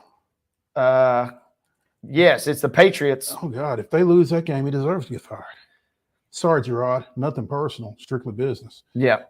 I mean, so the Jags back to – and the thing is, they should win that game because it's the Patriots number one, but they also should win because they've been there already for a week. And that should be enough of an advantage for them because, yes, if you lose to the Pats, 2 straight losses in London, if Khan doesn't fire you, then the London government probably will institute something. Yeah. Either you can't come back as a franchise to London and play here anymore, which they know they love to do, or you certainly or can't you got to come back fire with the him. coach. Yeah, Yeah. you can come back, but only if he's not the coach. That's what it feels like to me. Final segment of Top 5 Tuesday here on Main Street Sports Today, presented by the Tennessee Orthopedic Alliance of Columbia, will be Top 5 Tuesday as Wade and I give you our top 5 fall activities. Stay tuned when we come back to the Lee Company studios after this break.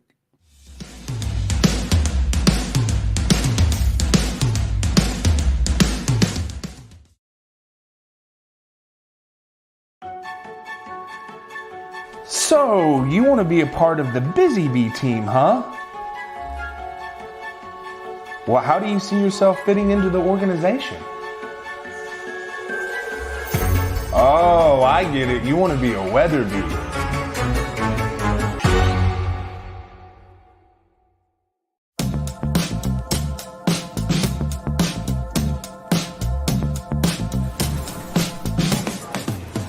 you wanna be a bad man? Yes, you do. Do you wanna taste sweet salvation underneath the summer moon? Do you need another hand now? Yes, you do. Go see Miss Josie down on Columbus Avenue. All right, Columbus Avenue.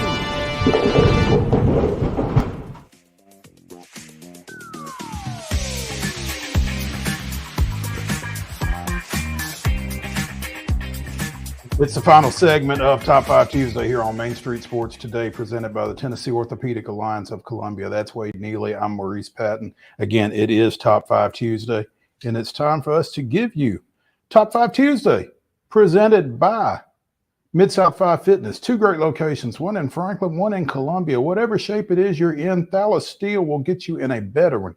You can find him at Steel Athletes, STEEL athletes.com. Again, Mid-South 5 Fitness, Franklin, Columbia, bringing you Top 5 Tuesday, as Wade and I will give you our top 5 fall activities. And Wade's will likely be better than mine because I'm not a fan of the cold. So my favorite fall activity is staying in the house. But at any rate, I think I can come up with something here. But Wade, the floor is yours. Number one, right out of the gate, if you've got kids or you got a significant other, you know what I'm about to say. You got to go to the pumpkin patch at least one time. And nowadays, you also got to make sure you get plenty of pictures for Instagram and for fall, Christmas card, for all your socials. All the socials, you know, you got to let everybody know. But you got to go to the pumpkin patch. That's right up there at the top. I haven't made my trip yet, but it's coming. Again, I don't like being cold. So my favorite fall activity is a bonfire. Staying warm.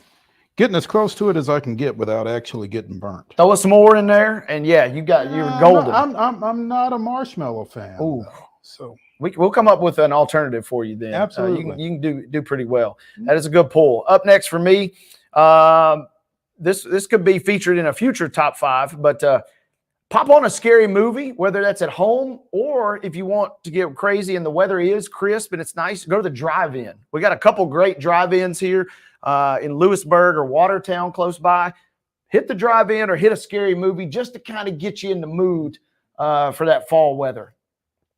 When I am at the bonfire or at the fire pit, give me some apple cider. Yep. To drink. That's my number 2. Some good cider or some cinnamon apple cider. Now you are talking. That is a classic. Apple picking is up on that list too, with similar to the vibes to the pumpkin patch there. Speaking of pumpkins, up next for me, this one you can do indoors, carving pumpkins.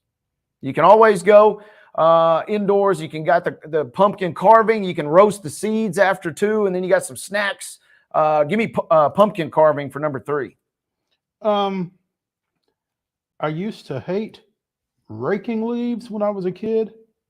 But when you rake them up into a pile and then you can jump into them, that's pretty cool. It's kind of a chaotic kind of scene. And again, if you've got kids or grandkids, if you're a certain age, the pictures for the IG and the socials. Yep, that is a good one. And if you don't have to be involved with the compiling or the raking of the leaves, even better. Or even the blowing of the leaves. Yeah, jumping in as many as you want. Up next for me, you do got to go outdoors to do this. And I'm not going to MTSU tonight, but attending, whether it's high school, and I guess we get paid to do this, so it's a little disingenuous, but attending a football game has got to be up there. Especially if you can get a tailgate going, that's when you can tap into the cider. That's when you can tap in to some of the food options. Give me a football game. Maybe even if you got to bring a blanket. It's not too cold, but just a nice little blanket just to get you nice and cozy in your seat there. The tailgate, if you know somebody, because I'm too lazy to put it together, but if you know somebody that's tailgating that doesn't mind you kind of piggybacking, yeah, that's good stuff. A tailgate in the fall is way better, in my opinion, than a tailgate on August 30th. Yeah. when you're sweating and you No, got to. I don't want any part of those. Yeah. My number 4.